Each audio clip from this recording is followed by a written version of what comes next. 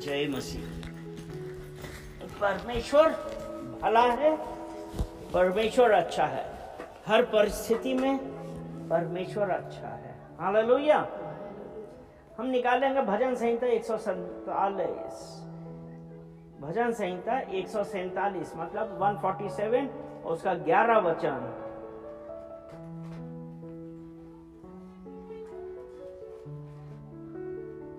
Bible Hindi वाली। यहोवा अपने डरवैयों से प्रसन्न होता है, यहोवा अपने डरवैयों से प्रसन्न होता है, और अर्थात उनसे जो उसकी करुणा की आशा लगाए रहते हैं। यहाँ पे एक चीज ये देखनी है, यहोवा अपने डरवैयों से प्रसन्न होता है।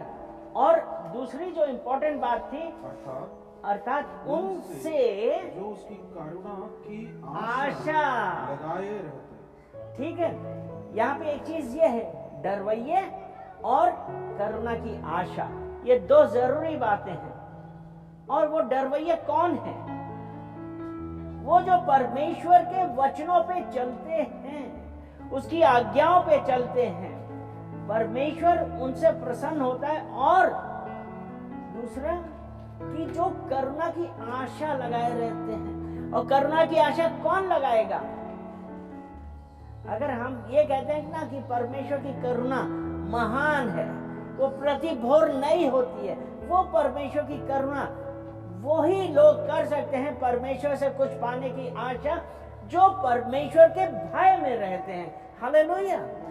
अगर हम परमेश्वर से डर के नहीं रहेंगे तो क्या हम उम्मीद करेंगे कि उसकी करुणा हमारे ऊपर होगी?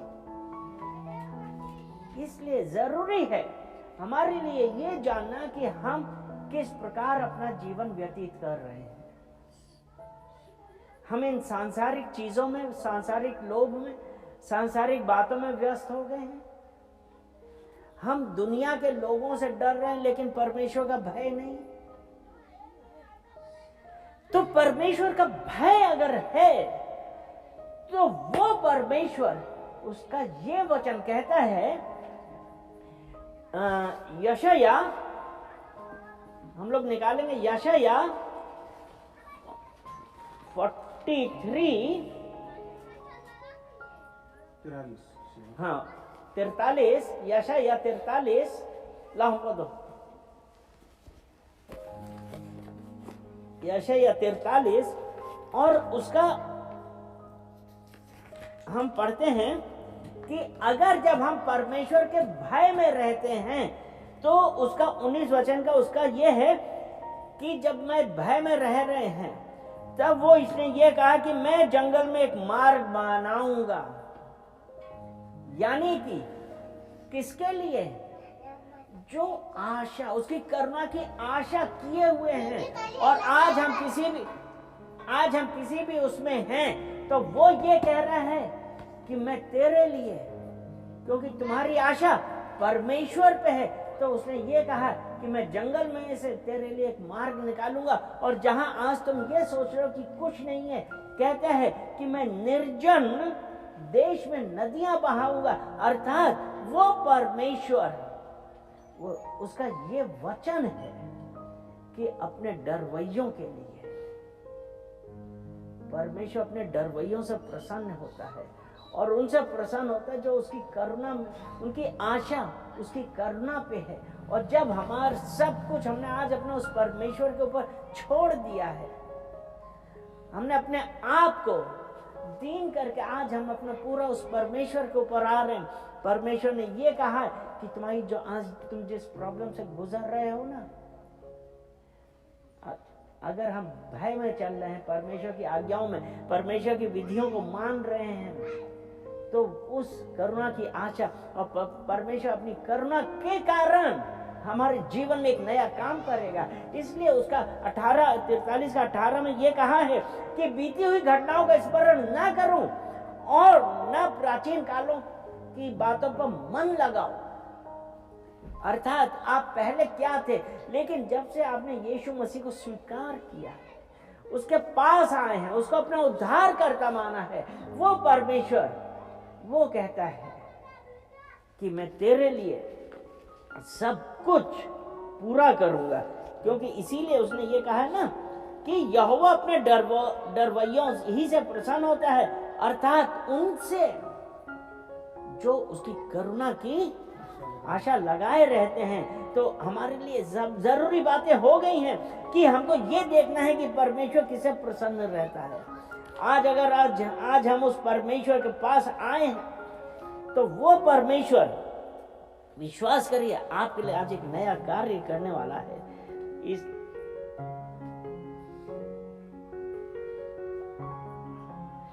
और दूसरा जो एक उसके बाद है डरवैयों से, और जो उसकी आशा, अगर हम अय्यूब उसका 34 उसका 19 वचन पढ़ें, उसमें ऐसा लिखा है, ईश्वर तो हाकिमों का पक्ष नहीं करता और धनी और कंगाल दोनों को अपने बनाए हुए जानकर उनमें कुछ भेद नहीं करता।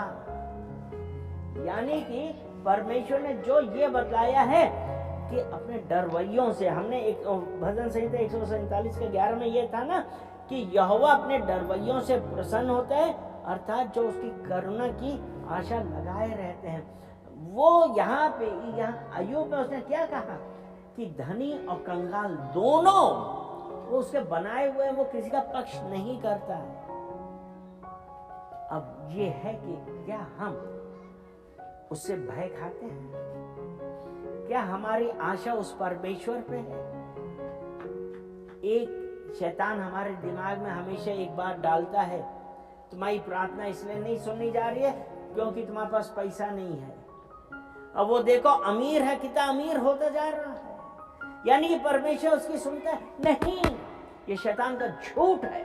परमेश्वर का वचन ये बतलाता है कि वो तो हाकिमों का, मतलब राजाओं का, या जो ऊंचे, उनका किसी का पक्ष नहीं करता। धनी और कंगाल दोनों को अपने बनाए हुए जानकर उनमें कुछ भेद नहीं करता, क्योंकि वो परमेश्वर हमारा हृदय जानने वाला है, हमारी सब बातें जानने वाला है। वो परमेश्वर आज आपके साथ है, हमारे साथ है। वो कहता है कि मत डर, मैं तेरे साथ हूं, मैंने तुझे छुड़ा लिया है, मैंने तुझे तेरा नाम लेके बुलाया है। तो इसलिए आज जब हम उस परमेश्वर के ऊपर पूरी अपनी आशा रखते हैं तो विश्वास करिए कि परमेश्वर किसके लिए है? परमेश्वर किसके लिए है? जो धर्मी है। और क्या हम धर्मी हैं? क्या हम परमेश्वर की विधियों पे चल रहे हैं?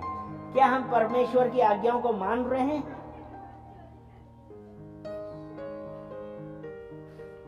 कि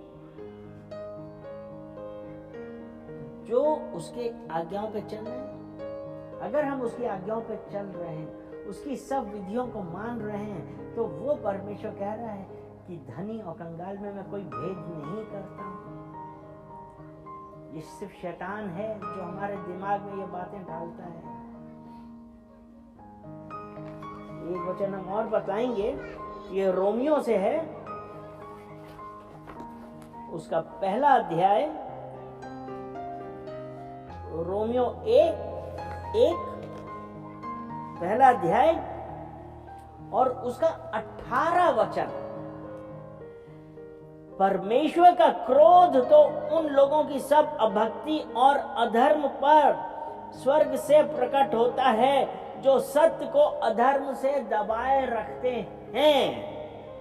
यानी कि परमेश्वर जो सच्चा है, अगर हम ये कहें जो यीशु मसीह का सत्य है, अगर हम किसी को नहीं बताते हैं तो परमेश्वर उन लोगों से क्रोधित होता है ना। परमेश्वर का क्रोध उन लोगों के ऊपर उतरता है, लेकिन जो उसकी विधियों पे चलते हैं, उसकी आज्ञाओं पे चलते हैं, उसके भय में रहते हैं, परमेश्वर उनसे अपना क्रोध बनाए नहीं रखता। क्यों? इंग्लिश वाली में लिखा है, For the wrath of God is revealed from heaven against all ungodliness and unrighteousness of men who suppress the truth in unrighteousness.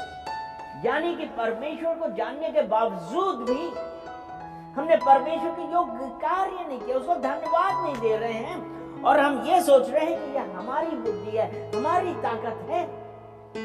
लेकिन वो परमेश्वर जो सच्चा है और जिसने कहा है, जिसने हमको समझाया, जिसने बतलाया है कि मैं धनी और कंगाल किसी में भेद नहीं करता हूं, वो परमेश्वर आज हम सबसे बातें कर रहा है कि परमेश्वर का क्रोध सिर्फ उन पर प्रकट होता है जो सत्य के मार्ग से, सत्य का मार्ग क्या है? यीशु मसीह ने कहा ना, सत्य मार्ग और जीवन मैं हूं। यानी कि हम यीशु मसीह को अस्वीकार कर रहे हैं, यीशु मसीह को स्वीकार नहीं कर रहे, या यीशु मसीह के बताए हुए रास्ते पे नहीं चल रहे हैं, तो वो परमेश्वर उन लोगों से प्रसन्न नहीं रहता है।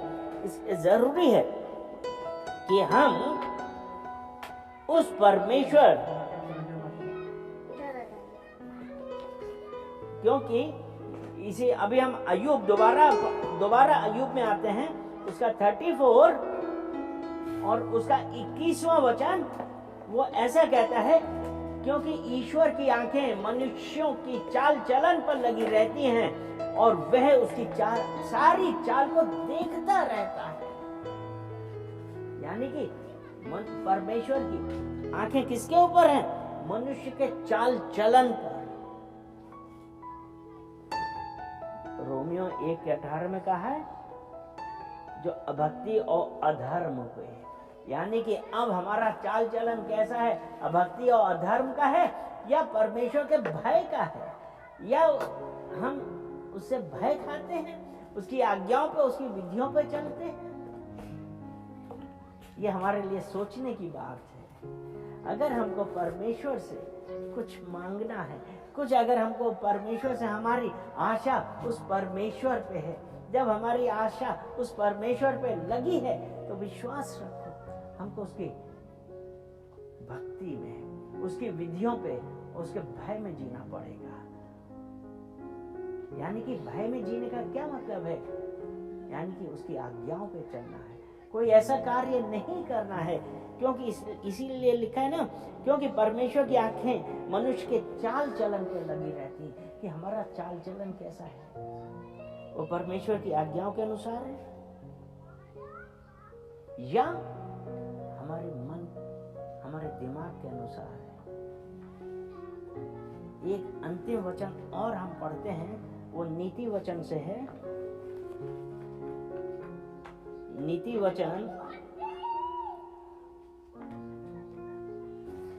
उसका 14, नीति वचन 14 उसका 12, प्रोवर्ब 14:12, ये है कि ऐसा मार्ग है जो मनुष्य को ठीक देख पड़ता है, परंतु उसके अंत में मृत्यु ही मिलती है। यानी कि जो परमेश्वर, जिसकी आंखें मनुष्य के चाल चलन पर लगी रहती है, शैतान के साथ, अगर हम परमेश्वर के साथ संगति पे नहीं है, तो हम किसके साथ संगति पे हैं? यहाँ पे दो ही हैं, या तो परमेश्वर, नहीं तो दूसरा शैतान है। तो यहाँ पे है कि ऐसा मार्ग है जो मनुष्य को ठीक जान पड़ता है, परंतु उसके अंत में मृत्यु ही मिलती है। अर्थात हमको पहले तो बहुत सही लग रहा है, लेकिन अंत में मृत्यु कौन वाली? आत्मिक मृत्यु। मतलब हम परमेश्वर से भय नहीं है, हम हर वही काम करेंगे जो मुझे पसंद आता है।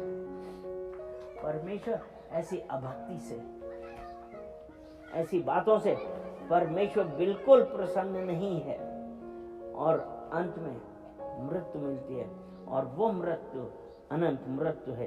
क्योंकि इसीलिए है ना कि परमेश्वर का क्रोध तो उन लोगों की सब अभक्ति और अधर्म पर स्वर्ग से प्रकट होता है। तो इसलिए आइए हम लोग एक बार परमेश्वर के पास आएं और पश्चाताप करें, और परमेश्वर से कहें कि जहाँ कहीं पे भी हम गलत हो गए हैं, परमेश्वर हमें माफ करिए, क्योंकि हम आपकी करुणा की तरफ, हमारी आशा आपकी करुणा पे है, हमारी नजरें आप पे हैं, क्योंकि आपका वचन ये कहता है, मत डर, मैंने तुझे छुड़ा लिया है, मैं तेरे साथ हूँ, मैंने तुझे तेरे दाहिने हाथ से संभाले रखा है। तो इसलिए उस परमेश्वर का धन्यवाद दें कि आज जब हम उसके भय में चल रहे हैं तो वो परमेश्वर हमको बचाएगा, हमको हमारे सब मार्गों से, कठिनाइयों से निकालेगा। हालेलुया।